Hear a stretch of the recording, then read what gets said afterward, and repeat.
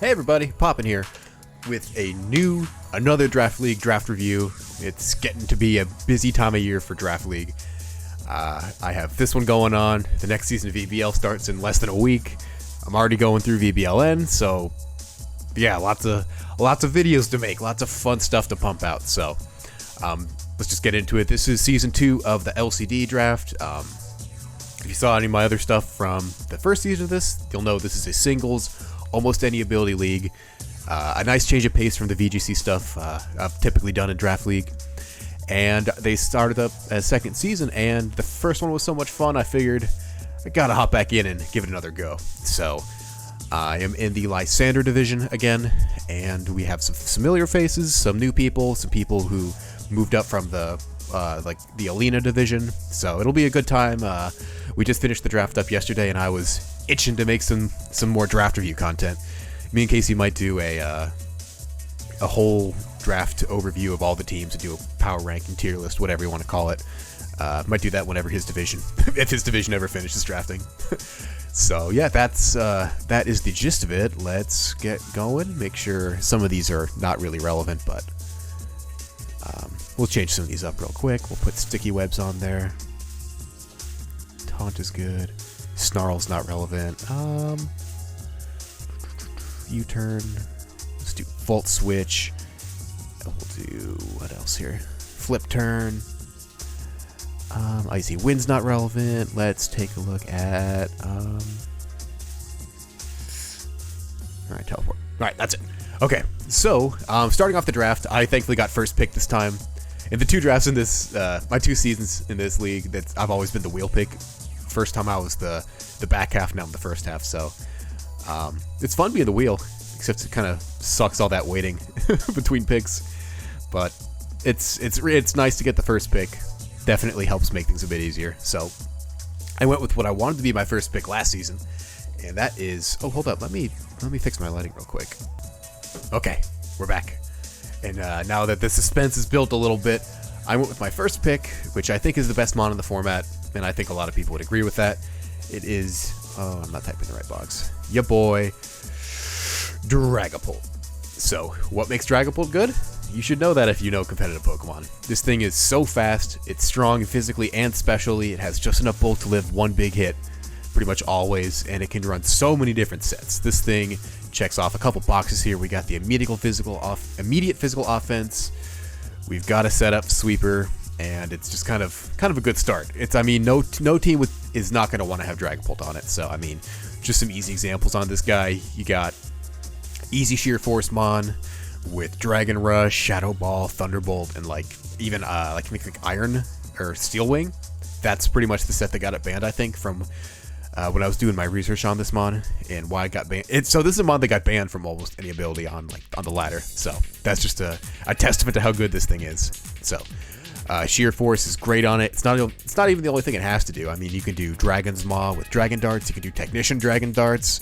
If you wanted to do Dragon Darts plus Hidden Power for some coverage thing, Technician's totally viable there. You could do Regenerator if you want to. I mean, this thing gets U-turn. It's going to be really fast, so it could be a great pivot option if you need to. Fills a lot of boxes and is pretty much going to be a great piece of any team. So I think, I wanted to pick Dragapult last season, so that's the only reason why I didn't have it last season, is because someone picked it before me. So I think this thing makes a lot of sense. It's going to make a lot of sense on any team. Dragon Ghost is a great typing. Dragon has very few resists, and Ghost has even less. So all in all, Dragapult is a great mon. Pretty much no complaints here about it. I was so happy that once I saw I was going first, I knew what my first pick was going to be, so I immediately moved on to planning my next 2 picks. So speaking of next 2 picks, I wanted some guys to kind of synergize with Dragapult and help it out. So we've got your good buddies Caballon. Well, I'll talk about Caballon first. So Caballon's really nice. You see here it covers a lot of Dragapult's weaknesses, and Dragapult covers a lot of Caballon's. The only weakness here that we don't really have any synergy with is the Ground, Ghost, and Fairy weakness, but Caballon kind of takes care of Fairy. He doesn't resist it, but it can do some serious damage with that Steel typing. And Caballon is just a great pivot. It has so many resists. It's very, very resistant to hazards. Stealth Rocket takes 1/32 damage? That's nothing. Spikes are annoying, but it's immune to toxic spikes. Sticky Web's a pain, but I don't know if anybody actually drafts the Sticky Web. But Caballon's great. It has Volt Switch for pivoting if it wants to do damage while it pivots. You can also just switch out and in, get put Regenerator on that, you're good to go. But another really nice thing you can do is the Magic Guard set with Life Orb and Steel Beam. So you get a pretty much totally free 140 base power move with a Life Orb that does no damage. And I mean, it doesn't really get better than that in terms of dunking on fairies. And it's really fast, so there's not many fairy types that outspeed Caballon that can threaten Dragapult. Unless they have a Scarf, in which case, I mean, that makes it a lot easier if you know they have a Scarf and you have something to switch into a Fairy type. If it's locked into a Fairy move, it makes it a whole lot easier to play around that. So, I think these two are a really good pair. They're both fast. Caballon also is my first form of Hazard setting with Stealth Rock. Typically, I think Spikes are better in this format. Anything that's super weak to Stealth Rock is going to have Magic Guard or Boots anyways, but you'll see as I move farther on, I end up not having any Spikes users, so Stealth Rock is my only hazard, but I think that even that's just good enough. Chip here and there is always great, and even if I don't get the nice 50% knock on like Volcarona, that's still going to be enough. Hold up, what's that? Okay, we got our next pick is Tapu Lele. So Tapu Lele is another really good pick, I think. Does share a ghost weakness, but that's okay. Nobody really cares about that. What Tapu Lele does is it just provides some immediate special, just wall-breaking abilities. I mean, 130 special attack. You put Sheer Force Life Orb on it with all the moves it gets with secondary effects, Moonblast, Psychic, like Thunderbolt, all that kind of stuff. You can do some serious damage and just start taking OKOs and pretty much 2 KOs on anything. Especially given that it's a Life Orb, you can switch up your moves without taking any damage. This thing is an absolute monster. And while it's not the fastest mon, if you get a little bit of speed control, like a Paralysis or Sticky Webs, it can absolutely tear through teams like pretty much nothing else can in this format. I mean, pretty much the only things that I think are more dangerous than Tapu Lele are maybe like Alakazam or maybe Gengar, but in terms of doing the same kind of thing. But I think Tapu Lele is great. It gives me a nice fairy type, pretty much one of the best fairy types, I think. I don't even know if there was a... I mean, the fairy types that would be better are Feeny and Coco, but those got snapped up because, I mean, who wouldn't want to snap those up right away? So, Tapu Lele is probably the third best fairy in the format, and also one of the best psychic types. Just has pretty much unparalleled offensive output. And I mean, I don't even have to run the Sheer Force set. I can honestly just run Psychic Surge and still be an absolute cannon to protect the rest of my team from priority. So I really like Tapu Lele's ability to do that. Also a viable triage option with Draining Kiss, and kind of be like a mock Magearna. Get the Iron Defense up, get the Calm Mind, and then you're good to go. Just start Draining Kissing everything away and Steamroll, and nothing really resists the Draining Kiss plus Stored Power combo. So even if I get boosted all the way up and something with Unaware switches in, they get blasted with a million base power stored power, and I mean, doesn't even have to be a +3, it can still kill you in one hit. So I love Tapu Lele, I think it'll be really good. I'm excited to use it, and surprised that it came back to me. It's not a traditional pick, because Lele is probably the Tapu most supported by its terrain. Like, it really needs it, but I don't think it really needs it. So, moving on to my next couple picks, I already got my Fairy Dragon Steel core in the first few picks. I mean, it's not the ideal Fairy Dragon Steel. I mean, we do have the net Fairy weakness, and I mean, that's really like the key thing you want to get in your Fairy Dragon Steel core. But Caballon's still good. It can offensively threaten fairies out, and I'm going to pick another mon right here that is very resistant to fairy and also a familiar face. It is Moltres. I had Moltres last season. I loved playing with it. I brought it like every single week, I think. Really, all Moltres needs is just Desolate Land and Heavy Duty Boots. You get it in, you hit things with Weather Ball, you defog if you need to, you can U-turn out of there, and then if you really want to, you can click Morning Sun and heal 66% of your health. And that is just so nice. I really was trying to figure out a way to do this draft without picking up Moltres, because I also have Moltres in VBLN right now. So who knows, I might pick it up in VBLS and have 3 leagues with Moltres all at the same time. But I really like Moltres. It does have pretty much the same speed tier as Lele. It is another special attacker, but Moltres is a very good pivot, I think. I mean, not as good as Caballon, but really nothing's as good a pivot as Caballon. But I think it really provides the support I'm going to need with that nice fairy resist. A lot of resistances, honestly, and the weaknesses it does have are very manageable. You can run Volt Absorb to get rid of this one. You can run all sorts of abilities to get rid of the water one. Yeah, the rock one kind of sucks. You got to be worried about that one. And I did show last season that you can have a mon with a 4x stealth rock weakness, and everything gets rock slide, so it always has to be kind of walking on eggshells, but very manageable. It is not a death sentence as much as it may seem. And I wanted to pair this sweet fire type with an awesome water type, and that is your boy Rotom Wash.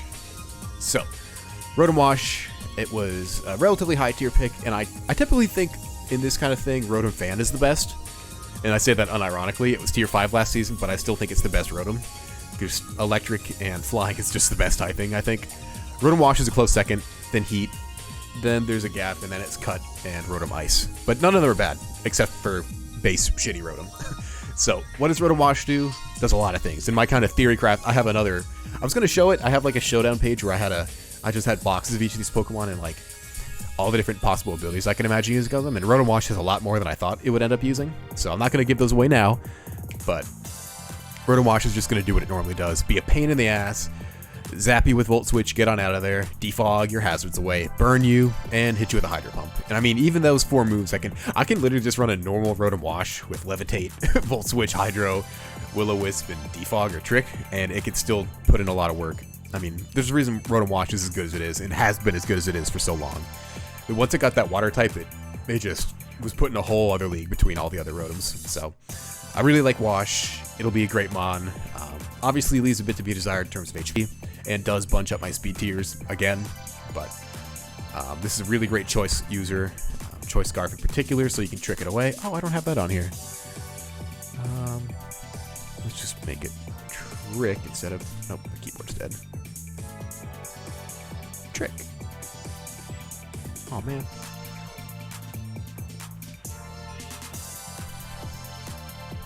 Okay, never mind. I guess this one doesn't have that.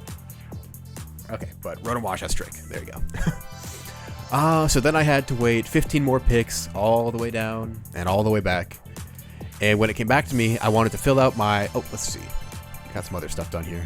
Hazard removal, we're done. Grounded Poison, no. I don't have 3 hazard setters. I have Fairy Dragon Steel. I have some good defensive walls. Speed tiers are absolutely not intact, and spoiler, that's not going to get fixed. Healing Cleric, I think, is overrated. So, based on this, I think I want to fill out my Fire, Water, Grass core. And it came back to me, and I picked a mon that I've always loved, but I've never used in any draft format ever. But I think this is probably the best time for it. Credilli. So Credilli has an interesting type. Grass Rock is pretty unconventional, but it has a ridiculous amount of bulk. Let me see if I can... Okay, so kind of side note about Credilli. This is a little spreadsheet I have, just kind of help me like visualize how bulky certain Pokemon are. And this is in order from the bulkiest being the Eternamax, Eternatus, all the way down to Pichu at the bottom. So that's another fun fact. Pichu's the least bulky Pokemon besides Shedinja, obviously. But Credilli is ranked here right below Latias, and so between Latias and Dragonite. And I don't know about you, but I consider Latias to be pretty fucking bulky. So if Credilli is between her and Dragonite, I think that's pretty good. So these are dimensionless numbers. They don't really mean anything, but just as a general measurement, Credilli is much bulkier than you would think it is. So that is why I picked Credilli. I think it's a really great mon. It learns a lot of really annoying moves that I can take advantage of, namely Leech Seed and Recover. So if you're not a grass type, you're going to have a hard time taking this thing down. It does have a couple weaknesses that are kind of annoying, kind of common. The one I didn't even know this thing was... I thought rock resisted bug. Well, I guess not, but still. Credilli has a bunch of good things about it. It can run a couple different viable abilities. It can just be a really annoying mon to switch in, sponge a couple hits, and then pivot out to something that has a bit more power behind it. Because I mean, Credilli, it can do chunks, but it's not going to do that much. I think it is probably the weakest member of my team in terms of offense, and I think compared to everything else I draft, it's still going to be the very bottom of that. But 81 isn't even that bad, honestly. I mean, it's not that far behind 100. But yeah, what Credilli's here for defense, not for offense, and I think it'll do a great job of being a big, bulky wall to stop a lot of people's offensive momentum. And speaking of big bulk, we've got another returning friend, Snorlax. I'm surprised this thing didn't get picked up earlier. It moved up a tier, but it's still amazing. This is the Poison Heal mon. If you see it, you pretty much know what it's going to do. You put the Toxic Orb on it, you protect once, maybe you don't even need to protect. Then you just Facade and Darkest Lair your way through teams. There are obviously ways around it, but Snorlax is just so bulky and such a monster. I had it last season, I picked it up midway through, and it never got KO'd. Maybe there was a game or two where it should have, but it didn't. It was just living and taking hits and protecting and healing, and 83 HP a turn is so ridiculous on a mon this bulky. So yeah, Snorlax is absolutely no joke. I think it's the best normal type besides Slacking in the format. I wanted to pick Slacking, but someone got it right before me, so this would have looked a bit different had I picked up Slacking, but I think Snorlax is a great option. Obviously it's slow, that sucks, but what are you going to do? You got to give something with these 160, 110 is 65 defenses with a 110 attack. I mean, if you're going to take a hit somewhere, speed's not a bad place to take it when you're this bulky. So that is the majority of my high tiers. I spent my points quick. I spent them on a lot of expensive things, but I think it's going to pay off because the next couple picks I had were value picks that were actually really valuable and that I really think were probably mistiered. So the first of which was Mudsdale, who I think is maybe the underrated Draftmon. This thing is an absolute unit every draft I've ever seen it on. It's been a huge part of every team. I mean, even like in VGC with just an Assault Vest and Stamina, this thing never goes down. And it just gets harder and harder to take down with each hit. And it learns a decent amount of moves that give it enough coverage to do what it wants to do. I mean, honestly, Earthquake is great. You don't really need much more than that. Stealth Rock is awesome. That also checks off our 3 hazard setters. Also Fire, Water, Grass. And I mean, just look at these stats. This thing should not be a tier 4. 100, 185 is amazing defenses. That's probably second to Caballon in terms of my my overall defenses. And beyond that, I mean, it doesn't do much. It Stealth Rock off, hits things with Earthquake, maybe a Heavy Slammer here or there, but this thing just doesn't go down. If you give it Regenerator, you have an annoying pivot. You give it, I don't know, you could even really give it Stamina and it'd be okay. So I think Mudsdale is really cool. It's not the most deep Pokemon. I don't have as many ideas with it as I do for everybody else up here, but I think it can put in a lot of work, and I think it will. And lastly, well, not lastly. So I had planned my draft around having all of my tiers filled out and then picking a terrible Mega, because I really don't think Mega Evolution is very good in this format. There's only a couple that I think are actually good, like Beedrill, who I wanted to pick, but someone picked him first or like second round. Beedrill's good. I guess Houndoom's good. Lopunny's good, but not many others besides that. And I think the reason for that is because Megas are designed to be... Pokemon are balanced based on their stats and their abilities, but when you can customize the abilities at will, it really throws balance out the window. And when Megas are designed to be good because of their ability and stats, and that's the same thing as a normal Pokemon in this format, doesn't really put them above anything particular. So I didn't really plan on picking a good Mega, so I spent all my points, and then I went for my Tier 5, who I think is the best Tier 5 pretty much, and that is Muck. A great poison type. It's like 3 tiers below Alolan Muck, which obviously it's a lot worse than Alolan Muck. Like, I'm not trying to hide that, but it's not that much worse. It's not 3 tiers worse. This thing could be in Tier 4, and I think it would still get picked there. Probably by me. But it's, again, a really bulky mon. 105, 75, 100 is awesome. Great Regen Vest user. Doesn't have knockoff like Alolan Muck has, which really sucks, but you still get the poison moves. You still get Haze, Pain Split, all that annoying stuff. Muck is here to absorb toxic spikes and take hits. And I think Muck can do a great job at that. And I'm not really concerned about what Muck can do. It's going to do one thing and it's going to do it well, and I look forward to using it. So, came down to my last pick. I was going to pick Mega Glalie again. Full disclosure, because I liked it last season. It was funny. I like Refrigerate Explosion after a Intrepid Sword, which was awesome. But it turns out I had some other points that I could afford to spend. So I went with a mon that I wanted to pick in its base form instead of Rotom, but obviously it didn't come back to me. So this is a mon that I've been looking at for a long time in a bunch of different leagues, and it's finally here. It's your boy Mega Blastoise. This one cannot use Shell Smash, unfortunately, because that is absolutely just busted with that 135 in Mega Launcher. But honestly, Mega Blastoise is just so good. Gives me a Flip Turn user, gives me a Rapid... Oh, I'll put that here. Rapid Spin. Gives me a form of Rapid Spin, which can also be used to boost my speed, which is super cool. Maybe just do a full-out offensive set with a Rapid Spin for the boost. Honestly, it's just a great pivot, and I mean, I think that was the best Mega Evolution left that I could afford, so I just went ahead and picked it. Gives me 2 water types, but overall, my team has a really good spread of types. Only 1 net weakness to... Well, really 2. The ground weakness is actually my biggest weakness here, because Rotom isn't actually immune to ground. But I have a net ground weakness, a net ghost weakness, but I have ways to deal with all those. I think my team's very flexible, very versatile. It has some explosive power here with Dragapult, Tapu Lele, and Blastoise. Has all the pivoting I need with Caballon, Rotom, and Moltres. Has nice walls for Credilli, a good special wall, Muck, a good special wall, Mudsdale, a good physical wall. Snorlax, kind of an inevitability threat. If you don't take this thing out in, like... I mean, really, even a 2-hit KO is going to be pretty hard to get through Snorlax, because you can just buffer, protects, and heal a quarter of its HP, switch out, come in, do it again, and you've already got half your HP back. So you have to really have some good fighting type to just smack right through Snorlax, otherwise it's going to be a really tough matchup. And if you have a good fighting type, that's what Dragapult's for, that's what Muck's for, that's what Lele's for.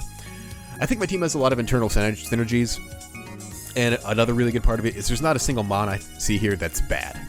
Like last season, Mega Glalie was actually pretty bad. I brought it like maybe once or twice. There's a couple teams where maybe you go high on your points to get some really good stuff, but then you end up picking some crappy tier 5s. And Muck is not a crappy tier 5. Muck is an amazing tier 5, I think. So I really like my team. I'm excited to start the season off whenever we start. I actually don't know when we start. I'm looking forward to it, and hopefully I'll be having a whole team tier list coming out in a couple days here. But for the meantime, this is the team. Really like it. I think this might be one of my favorite teams I've ever drafted.